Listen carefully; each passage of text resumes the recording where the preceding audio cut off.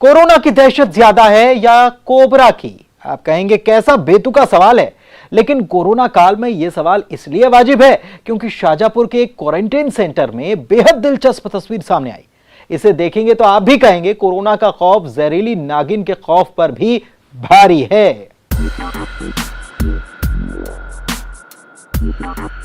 Corona काल वाले खास पीपीई किट में देखकर आप भी इन्हें डॉक्टर समझने की भूल कर सकते हैं, लेकिन जैसा आप समझ रहे हैं वैसा कुछ भी नहीं है। असलियत जानेंगे तो हैरानी होगी। ये सांप पकड़ने वाले सिताबी खान और उनकी टीम के मेंबर हैं। क्यों हैरान हुए ना? हैरानी की बात ही है, सांप पकड़ने भी भला कोई पीपीई किट, ग्लव्स और मास्क लगाकर जाता है? लेकिन यहां कहानी में ट्विस्ट है। सिताबी खान को खतरा सांप से नहीं कोरोना से ज्यादा है, क्योंकि जहां ये जहरीली नागिन को पकड़ने पहुंचे हैं, दरअसल ये कोविड सेंटर है जहां कोरोना के मरीजों को क्वारंटाइन किया गया है। इसलिए खतरा नागिन से कम कोरोना से ज्यादा है।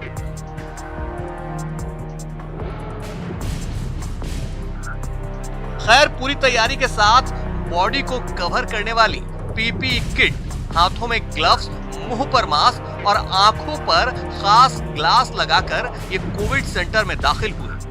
जहरीले से जहरीले सांपों को पकड़ने में महारत हासिल है, इसलिए जहरीली नागिन को काबू करने में ज्यादा वक्त नहीं लगा। महज एक डंडे के सहारे ही इसे कुछ मिनटों में ही अपनी गिरफ्त में ले लिया। कोविड सेंटर में रह रहे लोगों ने राहत की सांस ली। पूर्व में भी एक बार सांप निकला था, उसको पकड़वाया और आज वापस से सांप निकला था। जो मरीज, जो लेडीज पॉजिटिव मरीज है, उस केंद्र में घुस गया था। तो मंडी में रहने वाले सांप पकड़ने वाले भाई को बुलाकर और उनसे तत्काल प्रभाव से सांप पकड़वाया गया। नगर पालिका का दल उसी समय पहुंचा और सांप पकड़वाया गया।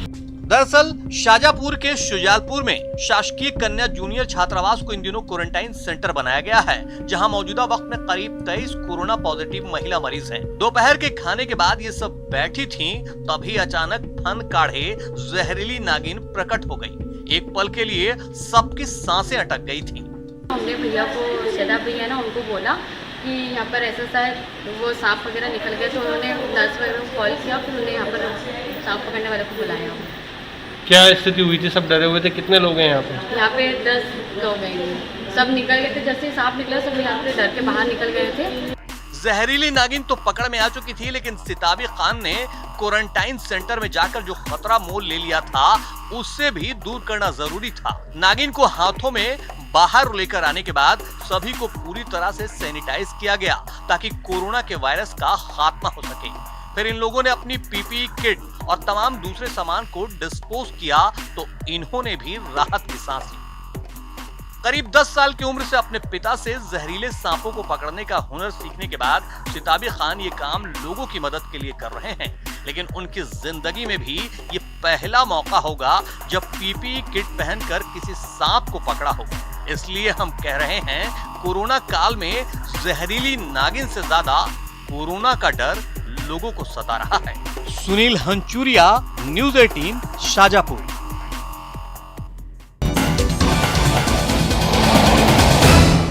सांप का नाम सुनते ही सांसें तेज हो जाती हैं, और अगर एक घर में कोबरा और उसके 25 बच्चे हों तो सोचिए कि घर वालों की हालत क्या हो जाएगी। कोबरा एक घर के किचन से निकला और पूरा कुनबा निकला। कहां? कोरबा में। देखिए जरा। अंधेरे में चमकती ये जहरीली आंखें किसी को भी डरा देने के लिए काफी हैं। नाम सुनेंगे तो और ज्यादा सिहर उठेंगे। ये सबसे खतरनाक प्रजाति की मादा स्पेक्टिकल कोबरा है। स्थानीय भाषा में इसे डोमी सांप भी कहते हैं। कोरबा में एक घर के किचन में बने वॉश बेसिन के नीचे कोबरा का पूरा कुनबा मौजूद था। इसकी भनक घर वालों को तब मिली जब आधी रात किचन में कोबरा के 2 बच्चे रेंगते नजर आए। खौफ से घर वालों की सांसें अटक गई। आनन फानन में वन मंडल को इसकी जानकारी दी गई। फिर पूरी टीम के साथ reptile care and rescuer society के अविनाश यादव मौके पर पहुंचे। आधी रात को रेस्क्यू ऑपरेशन शुरू हुआ, लेकिन घर में दाखिल होते ही अविनाश को इस बात का शक हो गया था कि एक दो नहीं, यहाँ कोबरा का पूरा कुनबा है। सबसे पहले मादा कोबरा को निकाला गया। ये फीमेल कोबरा है जो अभी रेस्क्यू किए हैं और इसको रिलीज कर देते हैं, इसके बेबीज को भी छोड़ देंगे।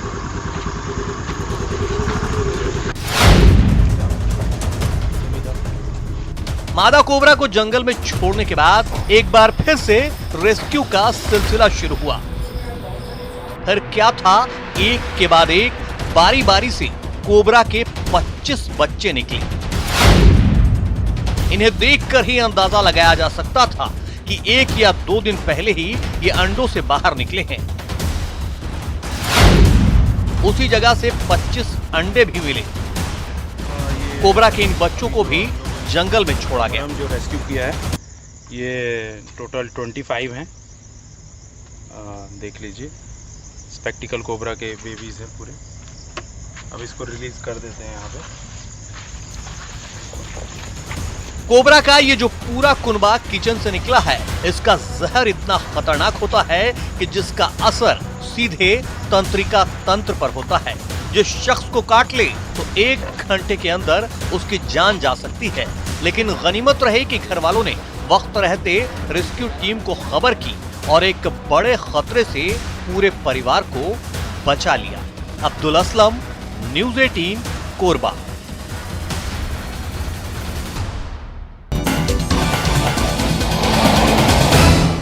यहां रुकना एक ब्रेक के लिए, जल्द लौटेंगे।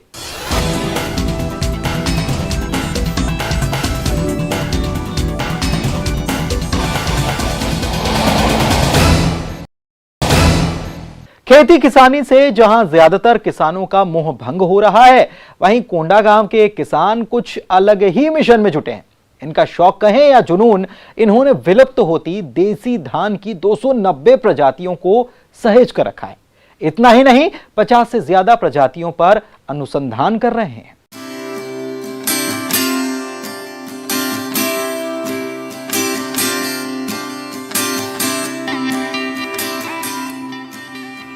जिस काम को बड़ी बड़ी एजेंसियों को करना चाहिए, जिस काम को कृषि वैज्ञानिकों को करना चाहिए, वो काम आदिवासी बाहुल्य कोंडा गांव के किसान शिवनाथ यादव कर रहे हैं। इन्होंने अब तक 1-2 नहीं, धान की विलुप्त होती 290 देसी प्रजातियों को सहेज रखा है और 50 से ज्यादा नई किस्म की प्रजातियों पर अपने देसी संसाधनों के साथ अनुसंधान में जुटे हैं। कहते हैं मुंबई की एक स्वयंसेवी संस्था से ये प्रेरणा मिली है और तब से ये इसी मिशन में जुटे हैं। हमारे पास 290 वैरायटी सुरक्षित है हमारे पास, और इस काम को हम लोग 1995 से शुरू किए हैं।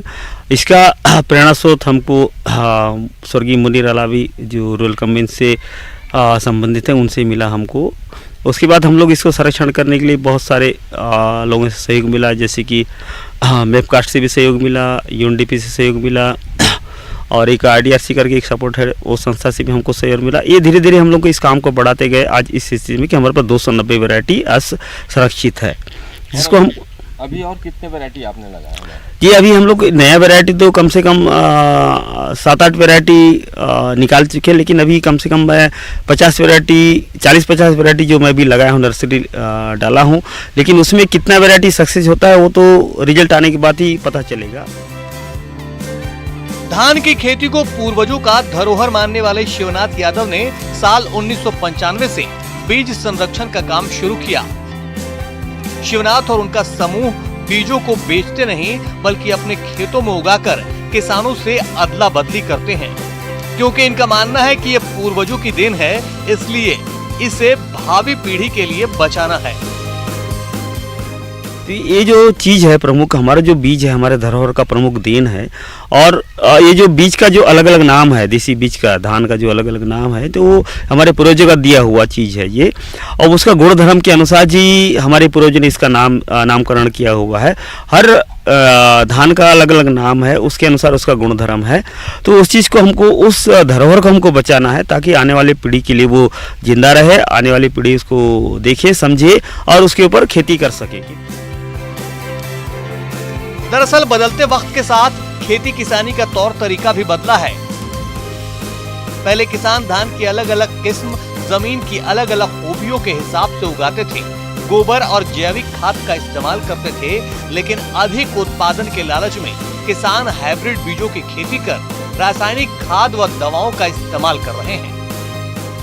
देखिए खेती क्या है कि टोटल हम बाजारवाद के ऊपर निर्भर हो गया है खेती। पहले का खेती क्या है, आजीविका के ऊपर निर्भर रहता था, हमारा पेट से संबंधित था। लेकिन अभी क्या है, तो कल्चर क्या है कि पैसा के ऊपर संस्कृति आ गया। ये दो चीज अंतर समझ में आ रहा है, मेरे समझ में आ रहा है।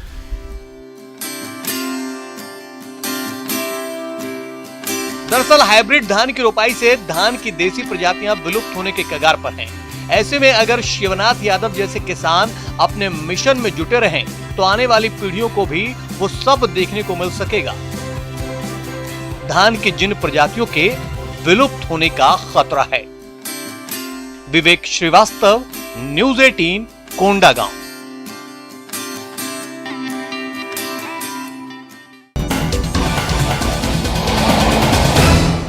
परेशानियों के प्रपंच में पड़े युवाओं की शादी ना होने की कहानियां तो आपने खूब देखी होंगी, सुनी भी होंगी, लेकिन शाजापुर के भेरूखेड़ा गांव में शहनाई न बजने की वजह जानेंगे तो और ज्यादा हैरान हो जाएंगे।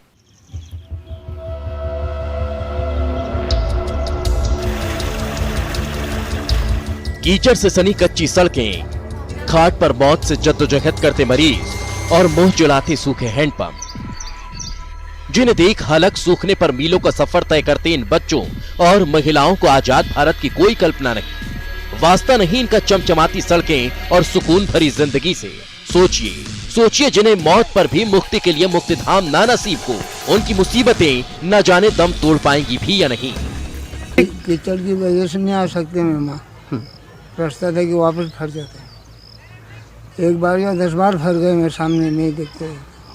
छोरे को 3-4 बार इसकी फंस गए। रास्ता ही खराब थे ना, तो क्या रिश्ता नहीं करते? रास्ता कीचड़ की वजह से नहीं आया लोग। 500 की आबादी वाला यह भेरूखेड़ा गांव 5-5 बार चुनाव जिताने के बाद भी सालों से सुविधाओं की हकीकत से कोसों दूर है। जहां के लोग विकास खोजते मुसीबतों के मारे तंग आ चुके हैं। ये सरपंच मंत्री कोई भी नहीं सुनते हमारा गांव में। ये आज 25-30 साल हो गया हमारा गांव के अंदर। 5 चुनाव जीता चुके हैं हम पतौली के पंचायत में, तो भी नहीं जाते हमारे। वो कोई कहते हैं कि तुम्हारा गांव नहीं है, पंचायत में गांव नहीं है, तो वोट कैसे आ गया हमारा गांव में? मुसीबतों का मलाल इतना की होता तो भी ठीक था, मगर अब तो सरकारी योजनाओं का यहाँ न पहुँचना भी युवाओं की शादियों पर ग्रहण लगा चुका है। गाँव की दुर्दशा ने यहाँ शहनाई की गूंज पर ही रोक लगा दी। गांव में कीचड़ हो जाता है, इसकी वजह से कोई भी बाहर से मेहमान वगैरह आते हैं तो उनको आने में परेशानी आती है। और करीबन मेरे भी खुद 2 बार रिश्ते टूट चुके हैं। हाँ। और इस साल मेरी भी शादी थी, कैंसिल हो गई है। हाँ। इतना होने के बाद भी अफसर समस्याओं के अध्ययन की बात कर रहे हैं, निराकरण की तो बात ही दूर है। और जैसा कि आप लोगों के माध्यम से ये बात ध्यान में आई है कि वहाँ पे बेसिक सुविधाओं की बहुत ज़्यादा दिक्कत है। कुछ सड़क वगैरह का प्रॉब्लम है, पीने के पानी की समस्या है और बारिश में वहाँ आवागमन करना बड़ी दिक्कत का काम है। तो मैंने अभी तहसीलदार को भी ये बोला है कि भाई एक बार वहाँ का अध्ययन करके और वो बताएं कि वहाँ क्या क्या प्रॉब्लम्स हैं। यही लेट लतीफ़ी युवाओं के बारात की बहार के लिए मुसीबतों का अंबार बन चुकी है। आलम यह है कि गांव की दुर्दशा को लेकर अब नौजवानों के रिश्ते भी टूटने लगे। कई युवाओं की शादी महज इस दुर्दशा के कारण नहीं हो रही। सरपंच से लेकर सांसद चुनने वाले इन लोगों की सुनवाई कब और कौन करेगा, ये बड़ा सवाल है। सुनील लंचुरिया, न्यूज़ 18 मध्य प्रदेश, शाजापुर। वाराणसी में रक्षाबंधन पर इस बार चाइनीज नहीं बल्कि मेड इन इंडिया राखी मिलने वाली है और इसके लिए वाराणसी की महिलाएं जुट गई हैं और वो रुद्राक्ष और फूलों से राखियां बना रही हैं।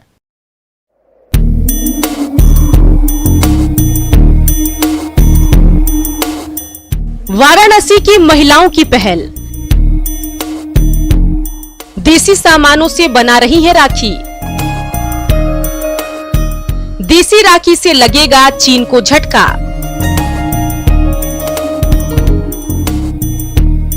लोकगीत गाकर राखी बना रही वाराणसी की ये महिलाएं स्वदेशी अपनाओ का संदेश दे रही हैं। इनकी बनाई राखी 100% देसी है, क्योंकि इसमें रुद्राक्ष, मिट्टी के मनके, गुलाब के फूल और रक्षा सूत जैसी चीजों का इस्तेमाल हो रहा है। यहाँ जी तोड़ मेहनत हो रहा है ताकि त्योहार से पहले ज्यादा से ज्यादा राखियों को बाजार तक पहुँचाया जा सके। दरअसल राखी बना रही ये महिलाएं वाराणसी के स्वयं सहायता से जुड़ी हैं और चाहती हैं कि इस बार भाइयों की कलाइयों पर देसी राखी ही बंधे। हम लोग को जीवन में भी खुशी मिलेगी कि हम लोग का बना हुआ राखी जो हमारे काशीवासी भाइयों के हाथ पर सजे और अच्छा भी लगे।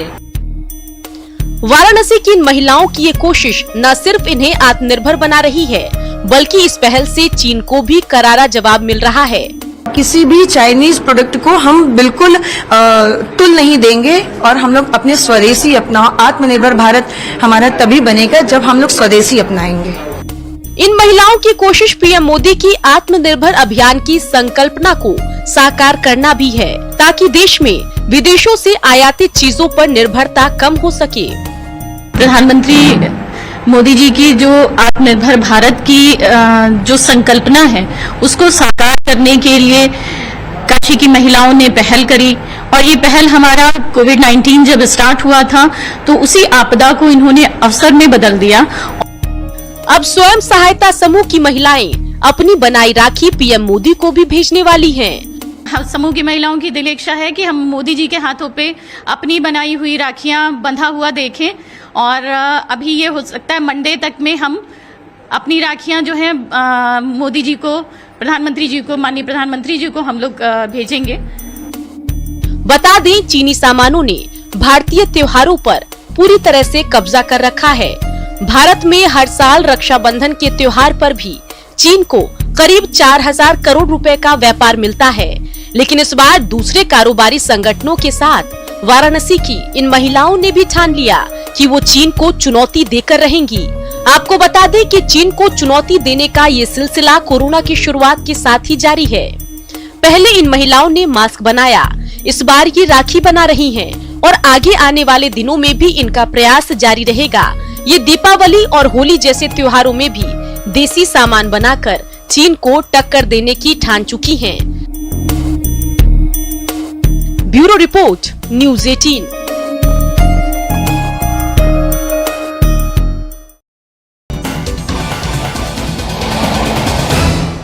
दुश्मनों के दांत खट्टे होने वाले हैं, क्योंकि भारतीय सेना जल्द ध्रुवास्त्र मिसाइल से लैस होगी। यह मिसाइल दुश्मन के टैंक को उड़ाने की क्षमता रखती है और इसका सफल परीक्षण भी हो चुका है।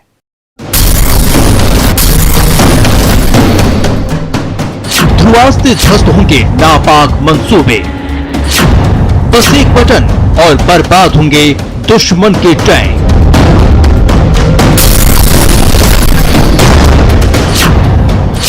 दुश्मनों को मार गिराएगी ये मेड इन इंडिया मिसाइल।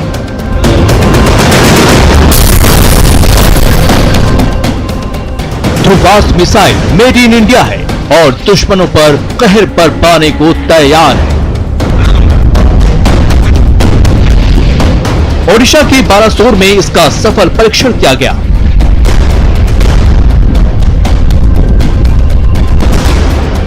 बता दें कि पहले इस मिसाइल का नाम नाग था, जिसे अब बदलकर ध्रुवास्त्र किया गया है, और इस बार इसका परीक्षण बिना हेलीकॉप्टर के किया गया। और इस परीक्षण में ये साबित हो गया कि ये मिसाइल अपनी श्रेणी में न सिर्फ बेहतर है, बल्कि इसका निशाना भी अचूक है।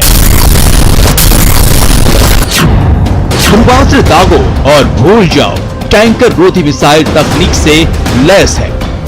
इसका मतलब ये हुआ कि इस बार बटन दबाने के बाद ये तय हो जाएगा, ये अपने लक्ष्य को भेद ही देगा और दुश्मन टैंक को बचने का एक भी मौका नहीं मिलेगा। रक्षा अनुसंधान एवं विकास संगठन यानी DRDO के विकसित किए गए इस मिसाइल की खासियत जानने के बाद अब इसकी दूसरी खूबियों से भी रूबरू हो जाइए। Dhruvastra anti tank guided missile किसी भी टैंक को पल भर में बर्बाद कर सकती है। मिसाइल का वॉरहेड 8 किलो का है। 230 मीटर प्रति सेकंड की रफ्तार से टारगेट हिट करती है। स्वदेशी है और इसकी मारक क्षमता 4 से 7 किलोमीटर तक है। डायरेक्ट हिट और टॉप अटैक मोड में हमला कर सकती है। इन्फेंट्री और हवा में मौजूद फोर्सेस के काम आएगी। दिन रात और सभी मौसम में इस्तेमाल हो सकता है।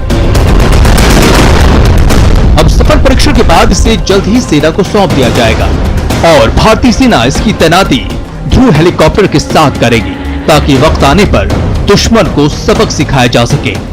Bureau report, news 18 network.